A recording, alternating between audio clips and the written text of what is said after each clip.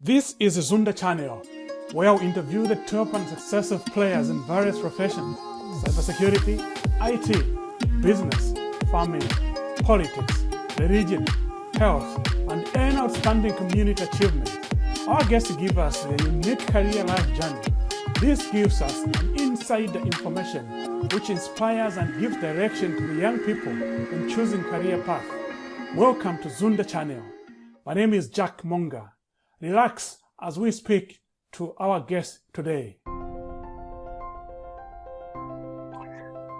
Right, welcome to Zunda channel. My name is Jackson, and today we have a very, very interesting young man who is in the football industry, and he's going to share with us his journey so far from the time he was born, and then went to school, and up to the time he's in his profession, All right, so today our guest is Monga Handongwe.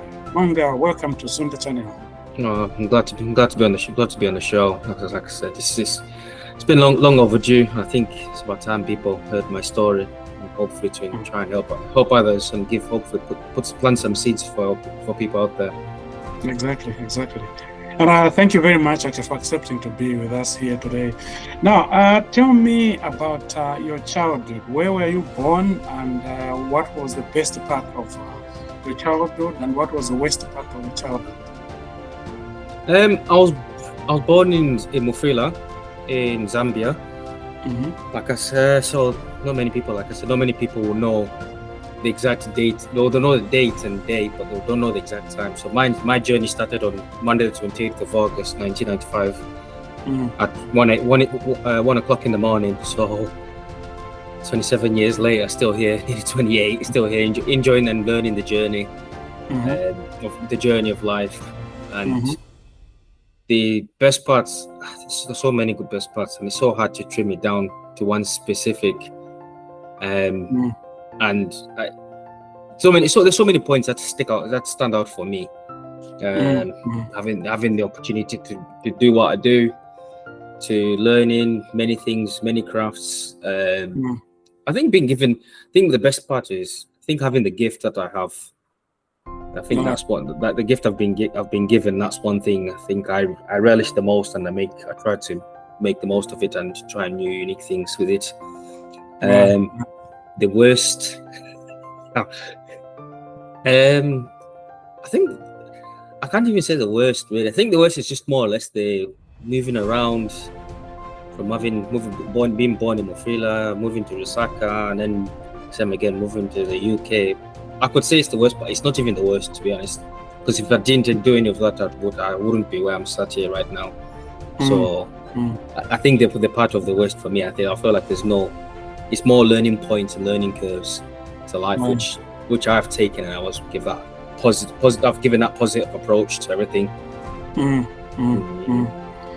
Okay, so when you left Zambia, you came to the United Kingdom here, and you did your primary school, secondary school, and then you went to university. Can you tell us briefly what was your experiences from moving countries and different cultures, and then coming to a different type of setup here in terms of the school curriculum and the language and so forth. Tell us more about your school days, primary school, secondary school, and university, and what you studied at university as well. Yeah, of course. So the transition being in Zambia education is a different experience. The high school, I don't know what high school was, how they run and in Zambia, but here I've got plenty of experience. The first primary school I remember from the top of my head was Humpty Dumpty, which was in Mufri. That was the first primary school, and I remember spending some time there.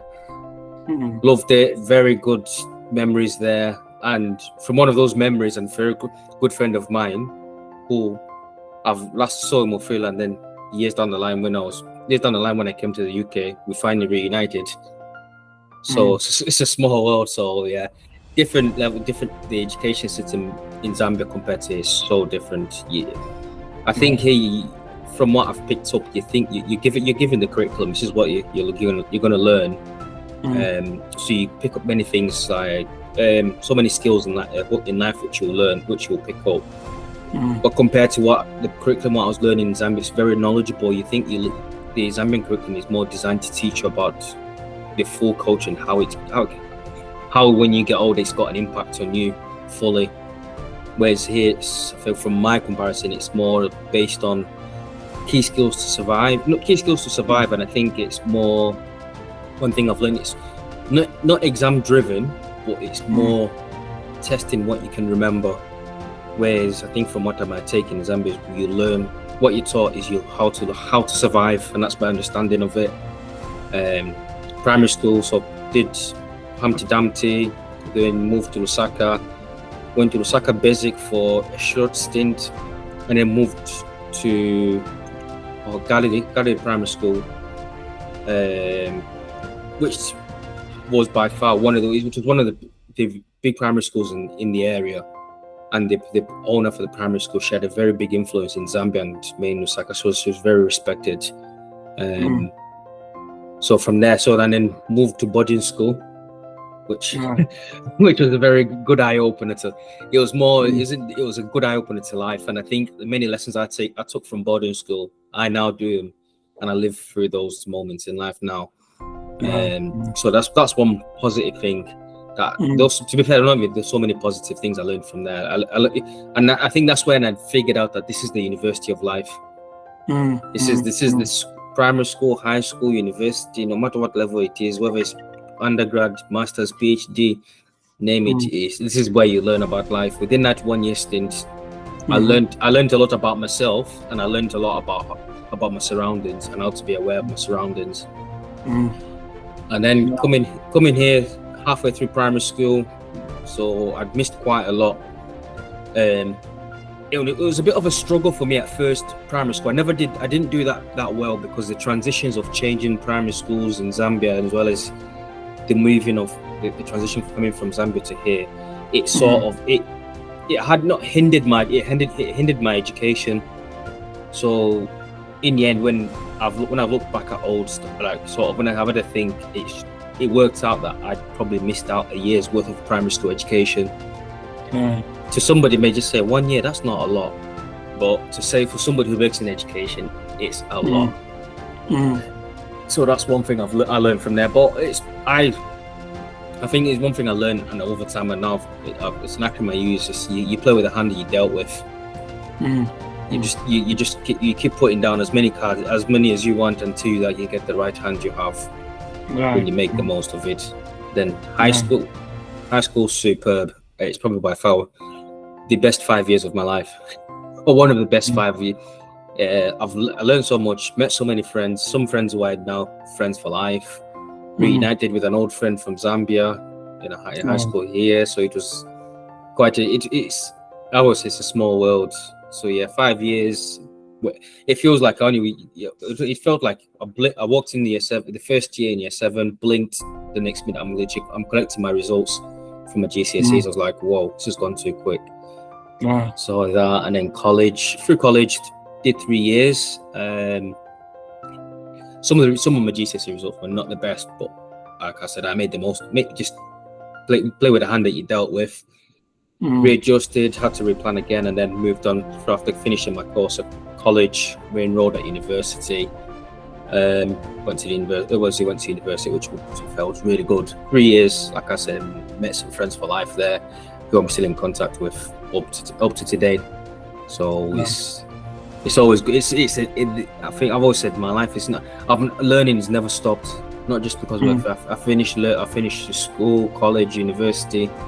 And then after learning, no, it never stops. I always learning in and out of education systems. So, so it's been quite a ride. Okay, and then we come to university. You finished your secondary school. You went to your A levels, and then I proceeded to do you got to the university. Could you tell us exactly what you studied at university? And maybe you can also tell us what actually influenced you to pick the particular course that you did at university. You know what? I thought about this a lot. It stemmed back from high school. High school I got to year 10, and I thought I got to the second last year, which is year 10, and I worked out. I said, what do I actually want to do with my life?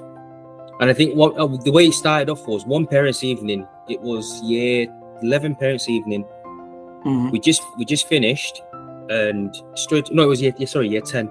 We just finished it. Got some good feedback from the lessons. I knew I'd get good feedback, which is obviously your PE, your practical lessons. PE, it was glowing. It was glowing, positive feedback. The teachers would just give me so much praise, saying you do so well, etc. And then it just got to a stage where Mum was like, I've heard this for a few years. What about the other subjects, like maths, English? And I think from there, that was a bit of an eye opener, where they were saying he's doing well, but he can do better. And I think from that you can do better. Mum's eyes opened up a bit. I thought, okay. And I think from there, it took after it. And mum is one healthy person. Mum's very healthy. She's in anything else. When I lived with her, any junk food or drinks that were unhealthy, she doesn't entertain it. So anything like that, she'd be like, no, you're not doing it. It's not good for you. Bad choices. It's not. So in the end, after I finished parents' evening, she took me to McDonald's. You're 14, 15 years old. You get told by us, you can go to McDonald's after parents' evening. That's gold standard stuff. And in gold standard, then I thought, yes, this is brilliant. So we came back. It was a school night as well. She gave me my at the time I was an Xbox 360. She gave me the controller, said, here you go. She went to bed. So me, I'm thinking McDonald's. And in between now, while driving from McDonald's, she drove me through different areas where we lived at the time, and she drove me through, and then she didn't say anything. She was like, hope your food is enjoyable. It's really good. I'm going, yeah, I'm tucking in, I'm stuffing myself. I can't even process what's going on around. And I think that was the drop. I would say the penny drop, and the penny dropped with me a few weeks later. It was the realization of what do I actually want to achieve in life, and what purpose. And if I'm to walk away, what taste do I want to leave in people's mouths? And it's how do people want to remember me? And I think from there, because I realized I'm good at sport. I love sport so much, and if it was on TV, I'm watching it. If it was on the park, if a football game was on the park, I'll be there. Or if not, I'll be playing. And I think, give me a sport, I'll be there. So it wasn't hard, and I think it was just more the realization. I thought, I'm not going to make it professional playing. I thought, why not find a career within sport? And I think 2 weeks after parents' evening, I sat down, did some research, and in the end, it helped out that in high school, picking our options at year 10 and year 11. One of the options I picked was sport and health, which helped out a lot. It gave me a bit of an insight what jobs are out there fully. I knew what jobs, but I didn't really know fully. And when I finished high school, I applied for college, and I did sport. I did the traditional route everybody goes down is the BTEC, the A level, which is obviously with the four courses, and then by end of first year you drop one to 2 or 3. I did a BTEC, and at the time I was thinking, I couldn't understand why I wanted to do a BTEC. I think now I think about it, it's more or less because I panic in it. It's something I can't help. I panic when it comes to exams. So in the end, I thought, what route can I take where I can guarantee myself to have a career after this? So I did sports. I did a BTEC, and it was purely 3 years of just purely coursework, all written theory and as well as the practical stuff. That works in my favor, as I'm a practical person. I'm not a sit down and I don't know. I can't sit down or anything, or be at a desk the whole day. My head, it's not good enough for me. I have to be physically out there involved. So that the course it met my requirements, and that, to be fair, it was really good. And the fact that the college I went to was an hour away compared to everybody else, where there's a college 15 minutes down the road. I could walk or get the bus. I thought, let me get a fresh start, and to be fair, it worked out really well. Did that. Went to university, which is the University of Bolton. So from the University of Bolton, did a science degree in sports science and coaching, and which itself, when I got there, they told me, said, you've got exams. My face dropped again. I'm like, please. I've said, I didn't want the exams. I thought the exams were finished with. But in the end, I thought, what's the worst that could happen? And I think from that, having that attitude, like, I'm not backing down. And some people would ask me, say, what's one thing to describe me? And I think a lot would say the resilient or stubborn, but in a good way.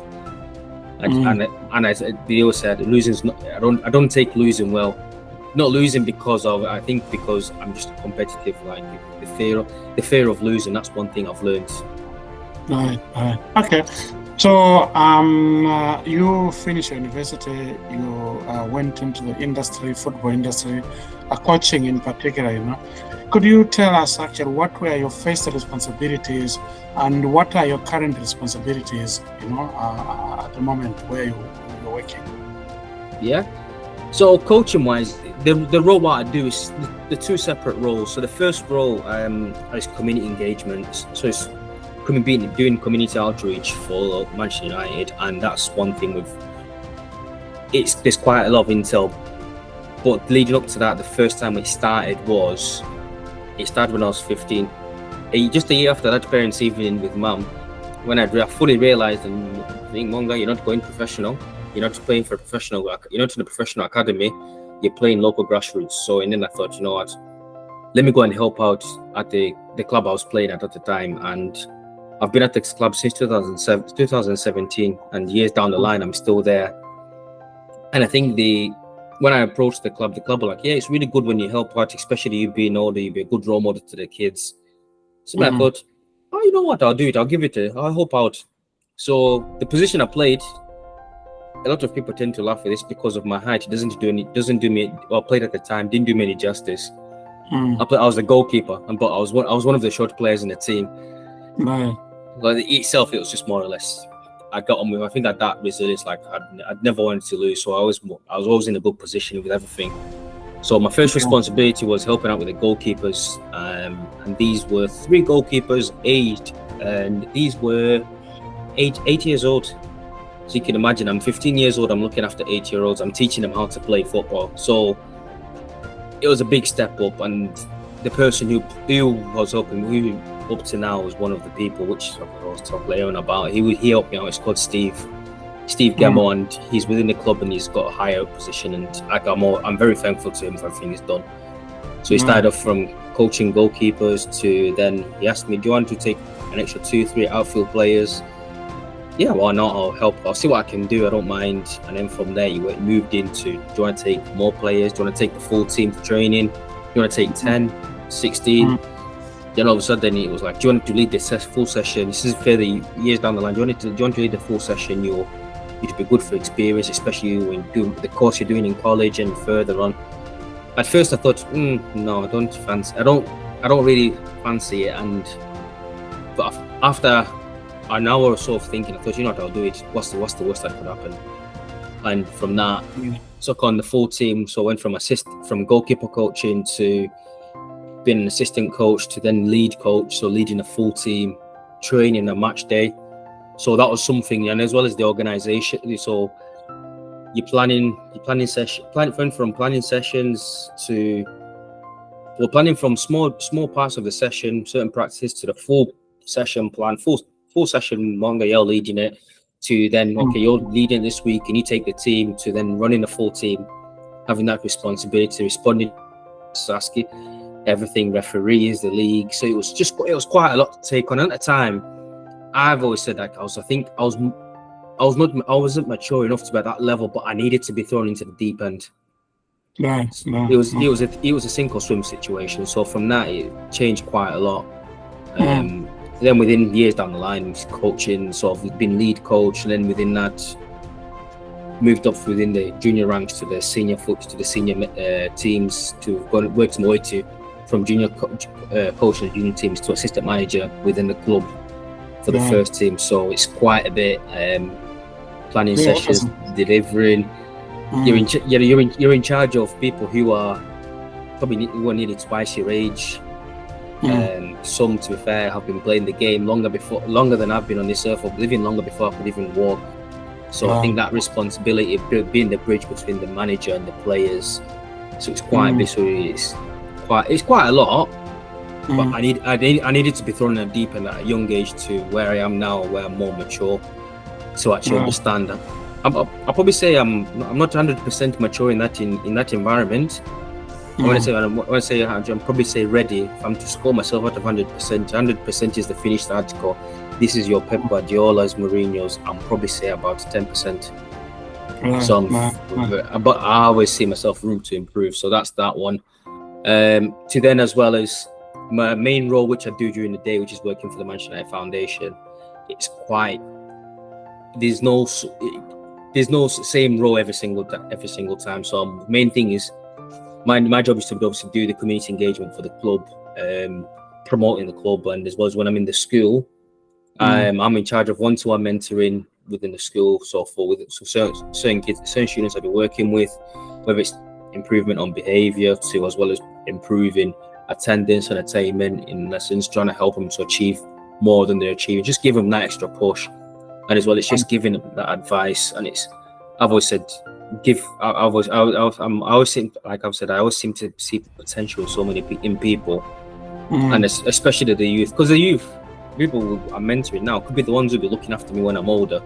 So at least I'd rather at least I've started to plant some good seeds in there. So at least when we know, like, if I'm to ever bump into them, I'm like, you know what, I did an alright job. We started somewhere, and I think this is where we're at.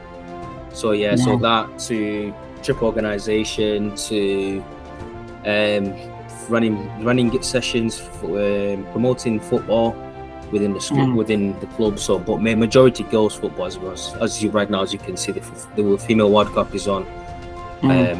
So he's trying to sort of see how can I say, the situation, whatever's going on, whatever the situation is happening, being aware of it, and then pushing that around and making sure that people are benefiting from that. Because sometimes what I see a lot of kids is they'll be at the top and they'll be thinking, oh, those people at the top are really good because they're very lucky. We don't have those opportunities.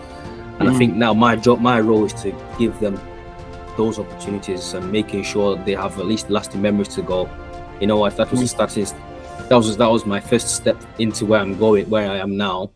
So at least now they're ready. So that's it's quite a lot of responsibilities. Yes, I can imagine. So based on these responsibilities, what has been your greatest success so far in your career, and then what are you proudest of so far in your career as well? I think there's so many proudest moments. First ones being, I think with the family background, we're all majority tend to be in the education, medical field, or anything more within my roles form, but more the formal things that the formal roles that people would know. And I think my proudest moment is, I think, being that first one within the family to just say, you know what, I'm going to specialize in sports. And I think that's one thing. And I think just having that courage to step forward, I think that's one of my proudest moments, to turn around and say, Mum, I'm going to do this. And I think bless Mum, she always pushed for me and Dana to do very well. And I think she never gave us a time off to think, oh, nothing slack. She wasn't on it. She was more or less, she pushed us to work hard. And because she said, if you work hard, when you finish, the pay, when it pays off, you'll see it, you'll enjoy it more. So I think one of them with that, graduating from university, that was a big proud moment. So university was so many ups, a few downs, a few stressful moments. So I think it was a huge thing. And then within that, managed to get a full-time role. Managed to work for. I think I was one of the fortunate, which I'm proud of, is I was very fortunate to walk into a full-time employment role. I joined 2.5 months after graduation. Within my field, within sports. I know some people find it hard to get in. Some have to do part-time, whereas I just went straight into full-time employment. But that came into. I was very, very lucky because I managed to get myself a part-time employment within the sports field while I was in my final year of university. So I think that's one thing I'm proud of.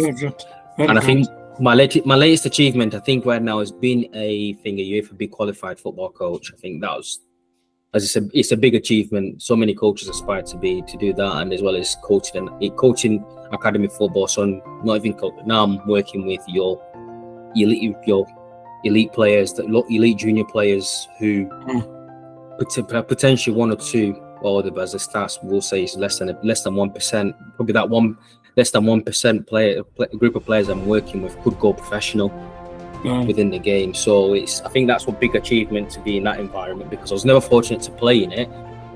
So if you've never played in that environment, it's kind of hard to. It's a tough market to get into if you've never been. So I think that's my latest achievement, which, to be fair, I'm proud of. Okay.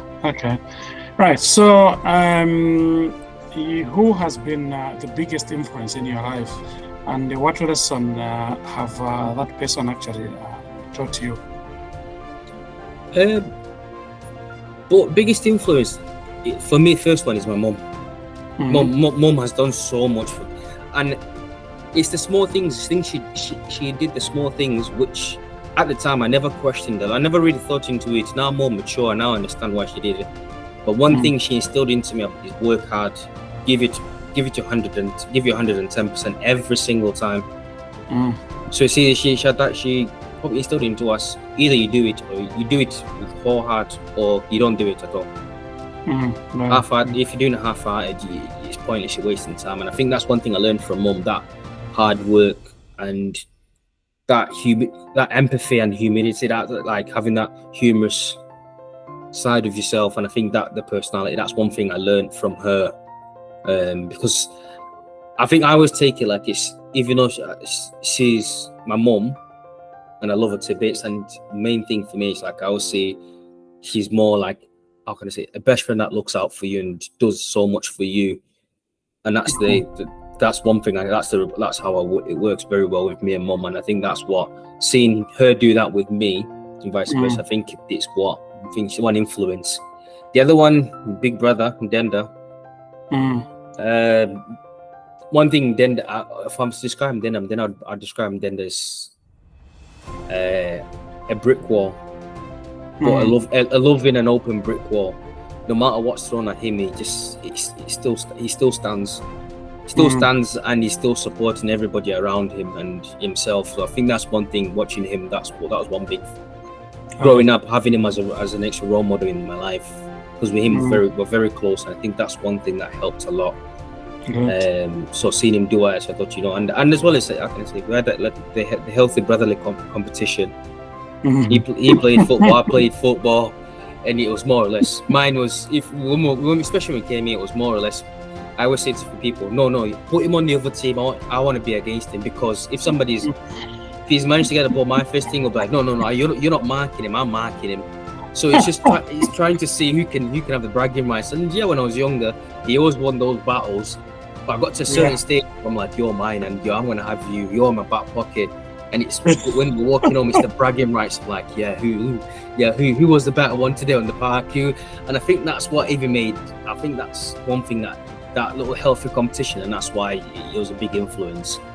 There's so many influences. I'll wrap up with a few that have made a huge impact to me. My basketball coach from school, and he was my one-to-one mentor when I was in high school. Despite me, obviously, within the transition of moving different schools, it was hard. I found it hard a little bit to settle in and trying to adjust to culture and tradition, etc. From year 7, he said, "I said, you play football, I know you do. Can you come down to the sports after school? Bring your trainers." And I thought, why football's not on today's football, it's tomorrow. He knew I played basketball, so he straight away turned around to me and said, "Right, come down. I saw you play basketball in primary school, and then I found you coming to this high school. You were going to play." So in the end, I turned up. It's me, small year 7. My brother, who at the time was in year 10, and all his friends. I'm looking around and like, I'm here. Why is it year 10s and year 11s? He said, "No, I want you to train with these guys." And I thought, huh? But it hit back to that same thing, that brotherly competition. You're not getting past. You're not going to beat me. I'm going to beat you. I'm going to show up in front of my your friends. So when I come in tomorrow, I have some bragging rights, and I'll be the cool year 7. And it was a big learning curve. To be fair, he always, every single day without a fail, he would always come and check in, how you doing, how's things, and that those small things at the time I'd be like, yeah, I'm good, thanks. At the time I was like, yeah, I'm good, thanks. See ya. Can I go back to class or can I go back to my friend? But now when I think of it, he was always just checking in to see if everything's okay, everything's positive. And by the time I got to year 10, year 11, if I was having a bad day, I would happily go and speak to him. Sometimes I'd spend the full lesson, instead of going to class, I'd spend the full lesson ranting and venting it all out. And he never said anything. He just sit there, listen for the full hour, and everything's no, this lesson, this has happened, no, this person's done this. Yesterday, last night, football stressed me out. I couldn't do this. Sunday we did this, we lost. And the big moment was, yeah, he never said anything, and he's like, okay, you feeling better now? Yeah, okay. See, I'm walking around thinking, why does he never say anything? But little did I not know that me doing that took it off my chest, so I could actually go and be at my best. Instead of keeping it in, bottling all up. And that's one thing I learned from him, and I took it on, and I do it nowadays, in like away from work and in work. Sometimes it's just like having that listening ear from an adult or somebody. It goes a huge long way. And exactly. You may not have the solutions. You may have the answer or solution, but sometimes you won't have the solution. But that solution is you listening. You listening, probably going, oh, I didn't realize. And then suddenly if that person realized, I've got a solution myself. I just needed to get it off my chest. So him, and his name is Mike Madden. But to me, I finished high school in 2011. If I see him, when I see him or anything, if he messages me, I still refer him to Mr. Madden, and that's how much an influence and impact he's had on my life. My PE teacher, Mr. Simpson, same again. The only downfall is he supported Arsenal. Me being a United fan, so you can imagine the relationship, the conversation would have, especially at the time when Arsenal were not doing so well. It would be a good field day for us. But that itself, it was just more or less, he took away that title that I'm a teacher, you're a student, I'm an adult, you're a kid. It just literally felt, it was a mutual ground and mutual respect. So he might like it's all about him. And the final one as well is Steve Gemmell. Steve, like the local grassroots club I coached at, he's known me since I was 15 years old. So he's seen me go through the stages of high school, college, university, employment, full-time employment. And he was always prompting me. So you'd always question me with things, you challenge me and stretch me to push me further. And he was like, okay. And I think I understood a little bit. At the time I was like, what are you asking me that for? I've planned this session, I know what I'm doing. And I think I had that ego, that chip on my shoulder. I'm like, who are you to tell me, or who are you to question me? Now it's like, okay, you know what? I need somebody to do this and to fight on, as well as within that. Another further one is my current B license tutor. So she was assessing me, and straight away every session and every conversation I'll plan something. I'll be very detailed, and she'll always go, have you thought of this, that? And I thought, have you thought of this? Have you thought of that? And I was like, wait, what? What do you mean? In the back of me, I'm like, she's found me out here. But and I think from that, her stretching me has helped me so much over the last year. Even though I've only got to know within over a year, her within that full year, she stretched me so much, and I'm thankful to her. And sometimes the question, why did I not have her as my tutor when I was going through the coaching badges from a younger stage? And I thought, so yeah, those are the influences and the role models who taught me quite a lot. And now I do it on a daily basis as we speak. Very good. So this is a course of life interview. We are trying to determine exactly what you have been doing from the time you were born, where you are now in your profession. Could you tell us the most important lesson that you have learned so far in your life? Most important lesson. The most I've learned is do not give up. Take every challenge take every challenge head on. Challenge it. Stretch yourself. You have to. If you're not stretching yourself, you're never gonna grow. And I always say, you never live in the ugly zone. You can't live in a comfortable zone. If you're comfortable, you're not growing. You have to go to the ugly zone. You have to learn many things. You might learn something. Some things might work, some things might not work, but you've got to take them so that when you go back to your comfortable zone, the circle will just get bigger and bigger. And I think one thing I've always, and the other thing I've learned, and I live by it a lot, control the controllables. Only spend time and energy on things you're in control of. I can't. If you're in you control that everything that's out there that you're in control of, you can achieve so much. And if you spend energy on that, if it's something somebody else is doing, you don't invest time in, because you won't. If you're trying to think, why is that person doing this? Why is this thing doing that? You'll find that you're stressing yourself out more, and you're spending energy, and then you won't have the energy to do productive things, or things that will actually benefit you. And I think that's one major thing I've learned in life. And the final one is enjoy it. Enjoy the journey. It's not about the destination. Just enjoy the journey, and be as positive as you can. Be optimistic. Be a half full person and a half empty. Right. Okay. So, when in life have you actually felt alone? Quite a few times, and I think there's so many points in this, both professionally and personally. Personally, during COVID, that didn't help. COVID, I think the first lockdown, COVID just ruined everybody. And I think having the fact that I moved out of mum's house a few months before COVID, and it was a big push. And the fact of I was living with my friends at the time, we got a house together, and the fact that we were in that bubble, we were trying to follow the rules as much as we could. And I think doing that, and the thing of, if you know, mum and Denda were in contact with me, I was every single day. Just having that moment, just sort of sit together and laugh. And I think that's the moment where I thought, hang on, this is very, and not being able to see full friends and family, that was one thing where I felt a bit lonely. And then the second part was when I was doing my dissertation in university. That was a lonely period. That was just no matter the hope you have, but that you sit there and you think, this is the longest and the loneliest part of university I've ever felt. And I think that's what, and those moments, to be fair, I think I've learned quite a bit.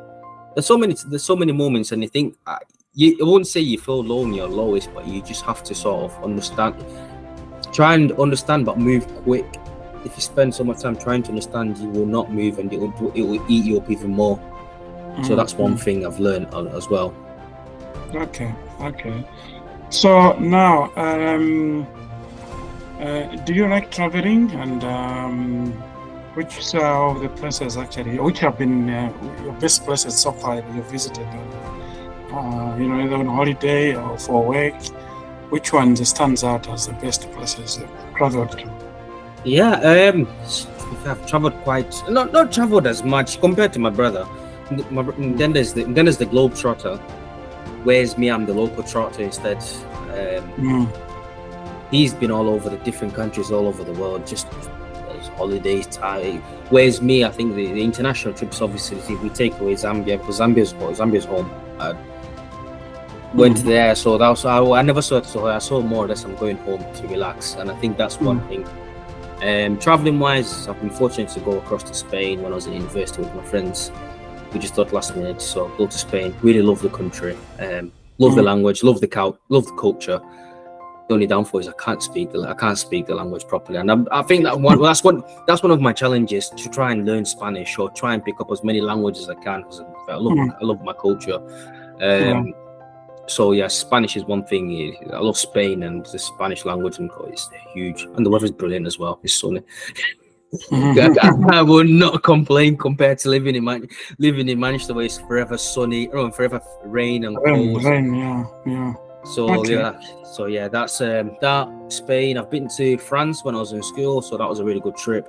Love France. It's the same again, very cultural country, multicultures. It's very different.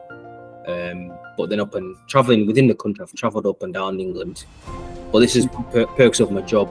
We just travel. We go to different venues, places, stadiums and clubs, and as well as just doing social time. So I think I'm not one to shy away from a good drive or a nice scenery view. And I think that's why I travel quite a lot in the country. Right. Okay. So if you had to hold on one memory from your life forever, what would that be?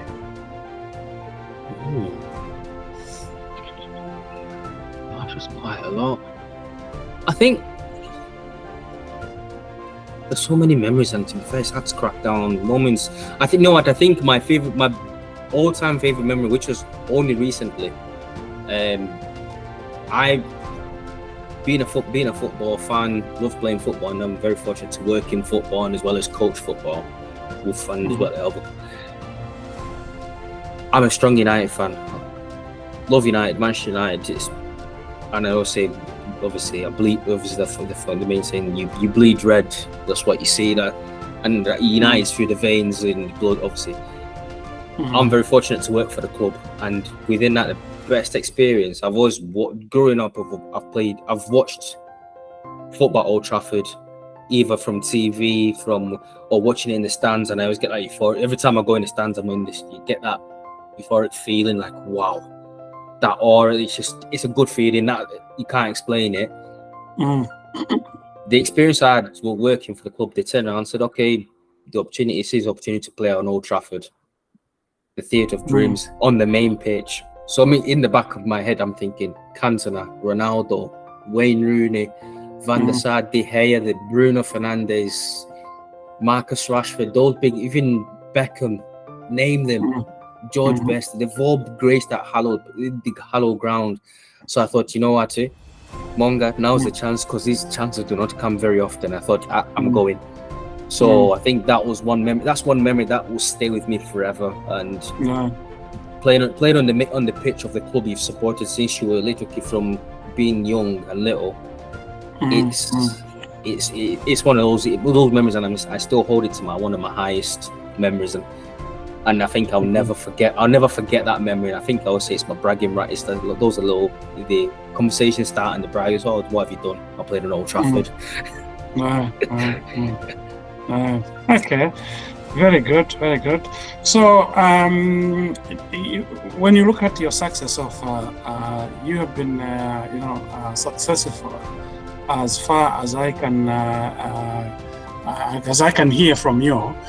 You know, do you associate your success to God, or it's just because of Monga is a good planner, is a good strategist? What has been the source of your success? You know what? I'm religious. I'm brought up in a Seventh-day Adventist church. As obviously like Brother previously explained, we celebrate with the Sabbath is Friday 6 till Saturday 6 p.m. And that's one thing. I was brought up under the church, and the success itself, I still thank God the Lord for everything He's done for me. From just the simplest, from waking up in the morning to having the opportunities, the qualifications, the role. I still remember I'm forever grateful for what He's done for me. And I think that's one thing. And I was very fortunate. And one thing it's the church, being in church. I think from a younger age, I think sort of set some boundaries and lines for me, and I think it helped me guide me where I am now. And that's for now. I'm still religious, and just the unfortunate thing is my role itself and the line of work I do, it falls under the Sabbath, and I think it's just a judgment call that I've had to make myself. But within that, while I'm still in that environment, I may not be in church, but at the same time, I still haven't forgotten the Lord and everything He's done for me. There's been times where I've been driving to a football game, or, for example, I'm on the sideline. It's just more in the back of my, not even at the back of my head, just to never forget. And that's one thing I'm very grateful. Indeed, so yeah, and as well as that, I think realizing that there's a calling for you, and I think the Lord has opened it up for me. Instead of me sitting there waiting for it, I had to go and grab it myself and make the most of it. And that's one thing. That's my approach and my take on it. Yeah. Okay. So how do you like to be remembered when the time has come for you to check out of this world? First and foremost, I think I want to be remembered as the humorous, just very humorous. Always saw positive things. Always saw the positive in something and everybody. I've always said this. he gave everything. He put other people before himself, and he went above and beyond. And I think one thing he always said, one thing out to my friends, and I say it quite a bit. My friends always say, losing is not an option for Monga. If he loses, guys, do not try and be humorous for the next few minutes. Just let him process it, and then when he processes it, you can have a laugh with him. And I think that's one thing I've learned overall. Like my friends always say, if at a game we've lost, give me a couple minutes to sit there. Vice versa, as you can know, being a United fan at the moment, it's a 50-50. We do well when we lose. Every team wins, every team loses. When we lose, the years we've had, we just think, oh, leave me alone, just don't. But then the humorous, the many things as well is just try and make just that, like, he was passionate about I was passionate about everything I did. I went all hard. I went all out with it. I never took what can I say? I wouldn't say a workaholic. I never took a day off. And I think that's, I don't know if it's a good thing or bad thing to remember like that. Yeah. Okay. So, any regrets in life? Regrets? No, to be honest, I don't see regrets. I more see lessons. If I didn't do something at a certain stage, could I have done? Would I have gone would things pan out different for me? Small example. My whole plan. I kind of had a bit of a like a life plan planned ahead, and I had a bit of a time scale.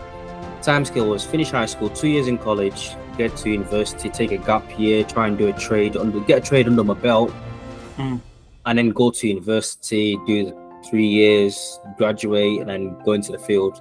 Well, that kind of went out the window, and I think that's one thing I've learned. Like, you can have a plan, but sometimes it is.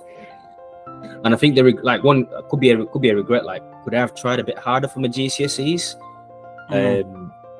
Could I have probably spent an extra 15 minutes studying? Could I have, instead of drinking an extra can of Coke, could I have drank water instead? Could I have gone and done an extra workout in the gym? Could I have planned it? I think that I've learned. I don't say regrets. I've more lessons. I'm like, maybe next time do this, do that, because this didn't work out. You didn't do this, and I think that's one thing I've learned overall. Like, if I'm putting it as regrets, I'm not pushing forward, and I've always seen it as life lessons. So that's one thing. So yeah, there's so many. Could I have probably spent an extra day instead of, as you know, as university students, of spending more social time with your friends or something? Could I have spent an extra 10 minutes doing my dissertation when I was out doing something with my friends socially? So little small things like that. And I think that's one thing I take as I always seem to have a positive approach. And I think the lessons I've learned and the regrets, I don't think I've got regrets. I think I've just got more life lessons that I feel like I've done it. Now, next time do it in a certain direction or a certain way. Okay. Yeah, so like in earlier stated in here on Zunda channel, the reason why we do these interviews from young and successive professionals is actually to help the young people who are starting up in different careers, so that they can have something to pick on, and so we want to hear the inside, ideas and stories from the professionals. If you have to give an advice to a young person who is probably in primary school or secondary school or even university, what would be the advice, for them to follow up your career path? First and foremost, I think starting with this, you have to enjoy what you're doing. It's not about the destination. I think, for example, in coaching, when people are starting off, for example, somebody go, I want to be a professional manager. I want to be like Pep Guardiola. I want to be like him. I want to manage those. I want to be like Eric Ten Hag. I want to be like Mourinho. I want to go and manage the national team, whether it's whichever. I think people, I always say, don't worry about the destination, worry about the journey and enjoy the journey. Not even worry, spend time on the journey, enjoy the journey, learn from the journey. You do that, you soon, and it's once, and as well, it's one step at a time. Mm. Not 500, one step at a time. There'll be sometimes you'll fall, you might trip up, you might fall. It's fine. You make mistakes will be made. Move on. Make the mistake, learn from it, move on. Don't dwell on it. Work hard. When you start getting to the stages of when you're in the sort of on the pathway to that environment, work hard, do your best, go above and beyond. Don't do the bare minimum required and go, that's me done, that's see you tomorrow. Go above and beyond. You might have to probably spend an extra 10-15 minutes extra on top of it. Can you do that? Because you soon realize by the time you look back in a year, a week, a month, 6 months, a year, 5 years, 10 years, you look back and you go, whoa, I've achieved all this because I've done all those steps. And the other thing as well is for people, for example, if people want to go in, because if you want to go into the sports background, go and help out your local sports teams. If you want to be a coach, go and help out. Ask me, especially in this day and age, for example, places are looking for volunteers or people to help out. Go and help out. Start from there. The small jobs mean a lot, and you learn so many life skills. Because once you learn those life skills, when you go into the profession, you will soon realize like those jobs I was doing while I was helping out, now I'm in a role where I've got more responsibilities. I've learned quite a bit. I'm responsible for myself and other people around me. It does go a long way. Those small stepping stones to the skyscraper when you're on the top flat, when you're on the top floor. So that's where it starts off from. I think that's one positive thing I've learned, and if you to pass on somebody, find what you're passionate about. Enjoy. Find what makes you happy. Enjoy it. Give it your 110%. And overall, if you love what you're doing, I'm one person speaking from experience. You never work a single day in your life, and up to now, I don't feel like I've worked a single day in my life since graduating. I graduated in 2017, 2016, I got a part-time role within that. From 2016 up until now in 2023, I don't feel like I've worked a single day in my life because I love what I do. Okay. So what's your passion? Passion, sports. Before we started this call, I was watching the highlights of the Miami Grand Prix. Right. Give me a sport, I'll be there. Except darts, because darts I can't get my head around. I can't get my head around the score, and I've tried to play. It's not. But main thing, sports to narrow down on the microscope. Football. Football is the main event. That's where the party is at. As I was saying, it's where the party is at. That's one thing that I'm passionate about, and I'm very lucky to be in that. And I think one thing is, I think my passion drives back from Mufrila days, and I think that's one thing I love about it. And for the people, the Zambians or mainly some Africans will know this. Karusha Wadia, what a legend, national icon. We need to name a city. We need to name a city after him or something, or a town. I don't care. He's an icon. Everyone I speak to, they always speak. Oh, you're from Zambia? Yeah. Oh, we know a legend from Kalusha Wadia. Yeah. So he's my first memory of football, and I think watching him, and as well as being fortunate to be in an environment where I was brought up, and his family relatives were in the same area, and I think that's one thing. To me, asking, "Oh, Dad, who's that? Who's Karusha Wadia?" I'm going, "Oh," as you can imagine, 4 years old me has no clue who that is. I'm going, "Oh, okay, yeah. Can we go home?" Come on, Dad. This is where you just saw the armor. Oh, okay, yeah. And the further and more I saw videos on TV, I thought, "Oh, I actually like this sport," and the health competition between my brother. And I think that was one passion. But to take away the sport, I'm very big on my films and series. I love a good movie. Okay. Yeah, series, same again, just to switch off. I love a good documentary, especially when it's real life. It is. I like, and I think it does help a lot. And I think of late, think the more I've started to mature up, I love a pod. I learn so much from podcasts. I think I'm very passionate about podcasts, and I always say to people, go and listen to this podcast, listen to that, you'll learn one or two things. And I think I find myself listening to one, like I was listening to one this morning when I woke up while working, and it's just if I learn one or two things, one or two things is better than nothing learned. Okay, very good, very good. So what has been your happiest time in your adult life so far, and why?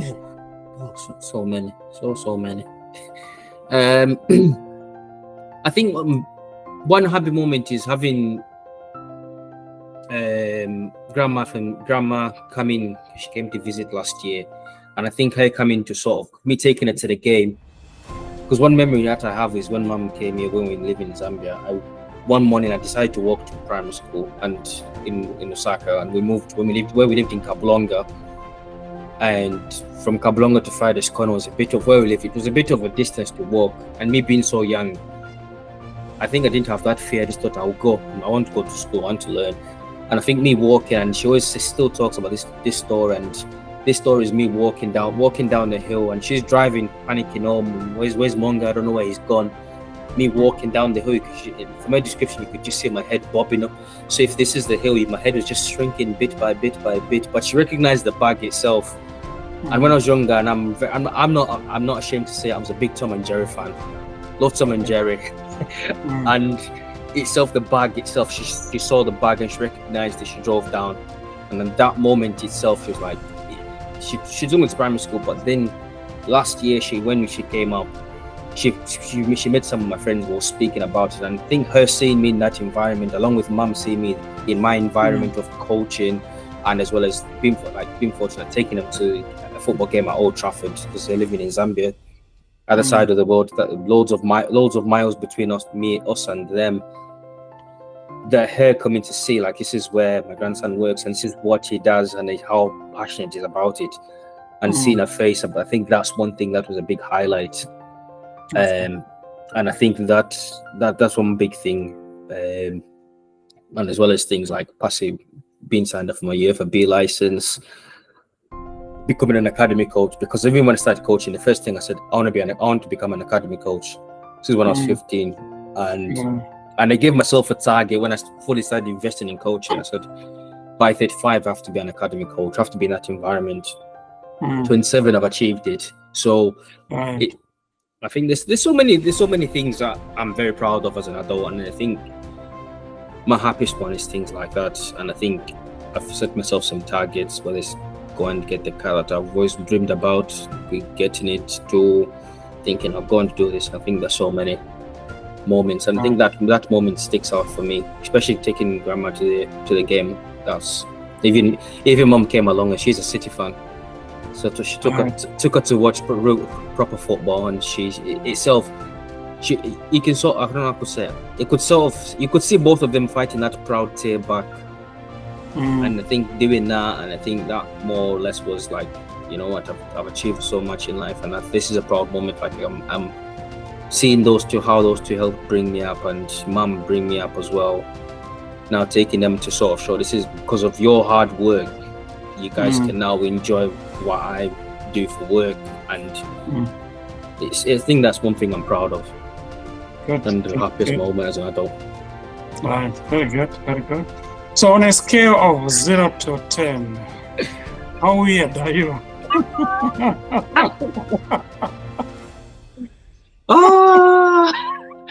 You know what? I love this question. This question is just, it's unreal. And you don't expect it. You get there's been so many questions. What are responsibilities? What scale of 10? How weird am I? You know what? Yeah. I would probably say, gosh, I'd give myself probably a high 7 to 8. Right. So you are terribly weird, eh? Yeah. Hang on, catch back. So let me justify that one. Being normal is overrated. I'm a firm believer. If normal is overrated, it's overrated, and I don't follow the crowd. I like to just walk my own path. And there's so many things that are strange where people go, that's weird, why are you doing that? And so let's put the basics. Some things were like, for example, eating rice cakes. I'll have a rice cake with peanut butter on top of it. People go, eh. So those things, I think that's what makes it weird. People say weird, I'll say unique. And I think that that's a weird. That's a weird, actually. Unique. So yeah, it's the little small things like that. And I think if you don't do it, your personality, how could I say, everyone has to have a weird personality, and that's what makes them unique. If you don't have a weird personality, you're just a bog standard person. You don't have, not saying you don't have much going, but you have to have you can't, we always say this in my line of work, in coaching, or especially in the community side of things, and especially within the recruitment side, they always say they don't care if you can coach or you can teach the best content or you can deliver the best content. They don't care about that. They're more bothered about your personality. If you got to have that something about you, like we say, we got to have something about you, whether it's your humorous side, are you the practical joker? And I'll have my hands up. Sometimes I used to be practical joker in school. Sometimes I'll be the class clown, and I had to learn, and I don't regret that. I don't regress for that. I've learned from it, like, okay, there's a time and place to be the class clown, a time and place to not be a class clown. And me doing that, it enables me to do my job. So I think the weirdness, 7 to 8, we're pushing at 8.5, I'd go there.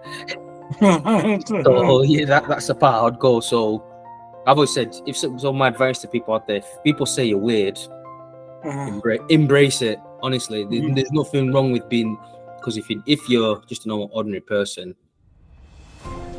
how can I say, you're a plain piece of paper, just white plain A4 piece of paper, no writing, no color, no nothing. Sometimes you got to be out. You got to write outside the boundaries. You might have to come in different colors, all sorts of writing, fonts, pictures, name it. So yeah, so it's a good way. Right, this has been a very, very interesting interview from Amonga, who is working for Manchester United, one of the Premier League football teams here in the United Kingdom, based in Manchester. And this is a very successful young man at his age, so keep it up, Amonga, and very inspiring. Your journey so far is quite inspiring, so we are here to help the young people who are trying to get into the fields, different fields. So you never know, somebody actually may pick up this and probably follow your path, become a football coach. So yeah, definitely. Thank you very much, Mwanga, for joining us at Zunda Channel today. No, thank you for inviting me on. Yeah, you just thought it was time to share my story, because there'll be somebody out there who will want it, who will need it, exactly. And to say success, I would just probably say I'm out of 100%, I'm probably 2% in, and I think that's one thing. So somebody out there would listen to this. Hopefully, they'll listen to this and they'll even not perfect it, but even find a better solution for everything I do. Even make it 20 times better than I'm doing it, and that's because I learned the same way from somebody to what I've got my own style, and somebody younger or somebody older than me. It's never know. There's no such thing, and I think that's one thing I'm very fortunate. So I thought it'd be an honor to share my story with this on Zunda. Excellent. Thank you very much, and welcome.